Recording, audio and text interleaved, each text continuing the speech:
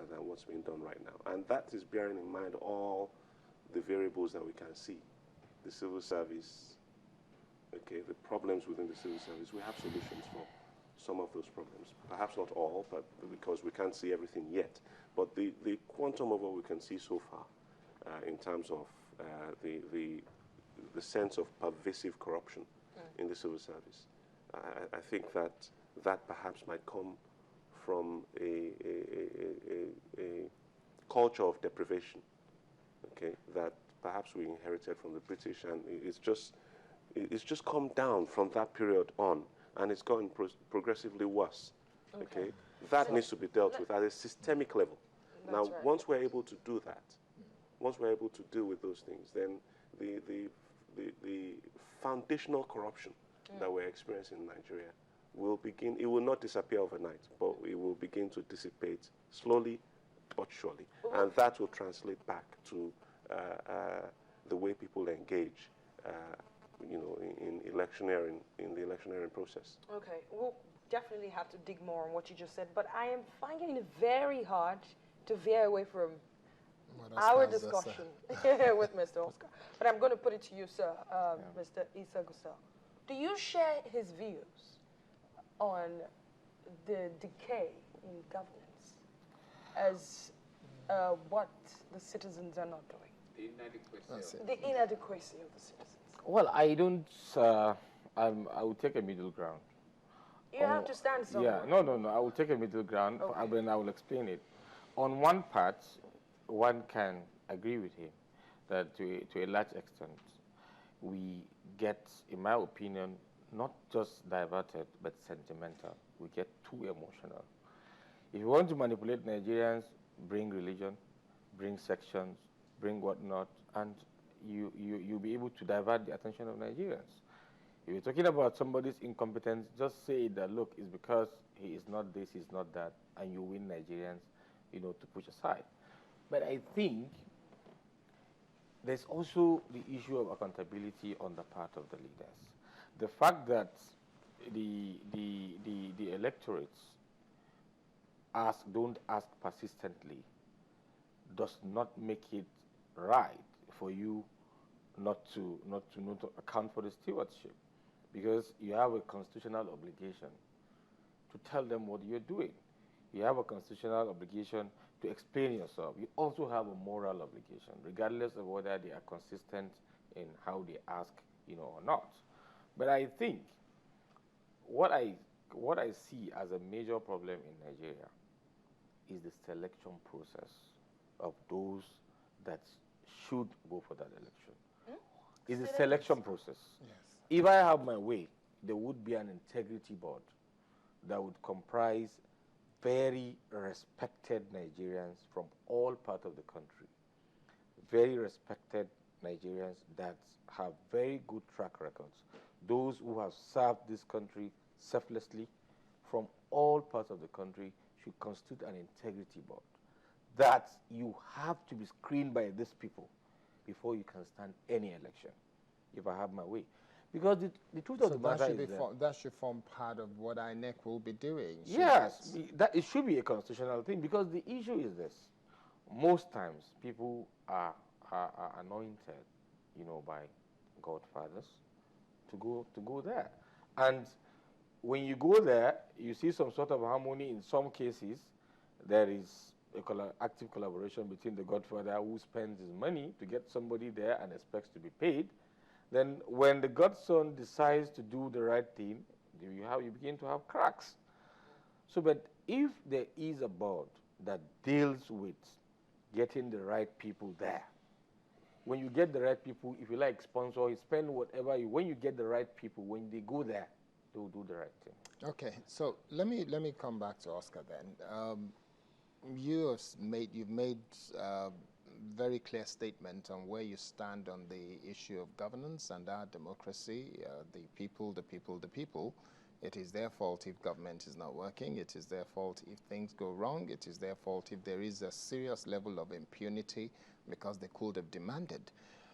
You as an individual, what have you done as an individual to ensure that you stay consistent on any one topic to get results? And what kind of results have you gotten? Thank you very much. I may not be getting results, but what have I done? I've spent over 25 years of my life civil works, and you should know, Kayode. If I begin to reel out the number of associations I belong to, there's nothing else we discuss. I have never lived in any neighborhood would have been an active member of that particular neighborhood watch. And what do? How do we make sure things are done right here? Go to anywhere I've lived, ask the people who work in NEPA there. They know me. You must see me. We must talk. It's always happening. And the truth is, so if you're taking it to me as a person, I think it's unfair. Because it's just good to know, because Nigerians need to understand. Because that's where it starts. It starts from your neighborhood. Okay. What part do you play? If there's a neighborhood meeting, do you sit in your house watching television? Or do you come out and want to participate? Do you ask questions? That's the kind of, I am social rebel. You know that by now. So I don't sit down. I ask questions. A policeman will not stop me on the road. First, I make sure all my documents are okay. And then you stop me and you want to waste my time, I'll challenge you. I challenge anywhere. I write in the papers. I air my views, and you can see I don't seem to be too afraid when I have an opportunity to be here. All these are the things you do. We begin to put some degree of pressure on the people we're dealing with. Let them know you're also dealing with human beings. If everybody will sweep the front of their house, like I try to do, we'll have a clean nation. Okay, but the truth is that I have been advocate. We set up something, and I told you about it the last time I was here, Alliance for Positive Reform. The number one thing we realize the problem with Nigeria, and that's why I have this view. The problem is what? Crisis of values. The day we can get it right, this nation will run. It will work. It will run. Getting the values right. Understanding that the minute you begin to eulogize that man in position and even help him corruptly enrich himself, your child will never get good education. It doesn't matter how much money he gives you. You will never have light. The day we see how what they do in office affects us, affects the food on our table, once we recognize that, you will not take a penny from anybody to vote for him if you're not sure he can deliver. You will not take a penny from any man because you know that that money you're taking at the end of the day destroys your life, destroys your children. We don't know that yet. And it's a lot of advocacy that needs to be done. You won't get it by blaming. Look at it. We've been blaming since Nigeria was born. And guess what? The next set of people who come in, they do the same thing. Why don't we ask the question, why do they do the same thing? We've not been asking. We make them do it. That is as simple as that. So let me just as a way of being able to move on from that conversation again, when you look at it from a home setting, I'm a father, you're a father. Correct. And as a father, do we say because our children have not asked us for education, we say, well, they never asked me. They never insisted they wanted to go to school. So why should I pay for their school fees? Why should I be bothered about their education? I can do anything I want with the money. If the kids were asking me for this, then I will definitely have taken care of it. So I can have as many wives as I want. I can have 27 of them and have 200 children. I'm not bothered to educate them. And I've always done this, and I've gotten away with it. Okay, I need to go and pray to understand where you're coming from.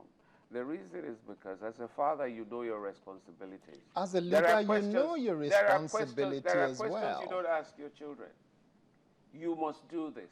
That's it. It's a law. They'll go and do it. You use education, for example. Now, let's go back and discuss education, and maybe that's where my brother here will come in and explain to us. When he was talking, he said something about poverty.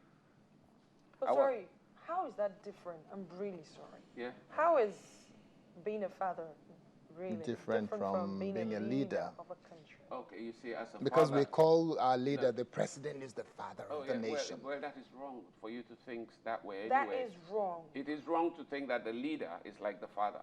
He is not. Your father knows you. Your father sees you every day. He monitors you. It's a closer knit family. It's not the same with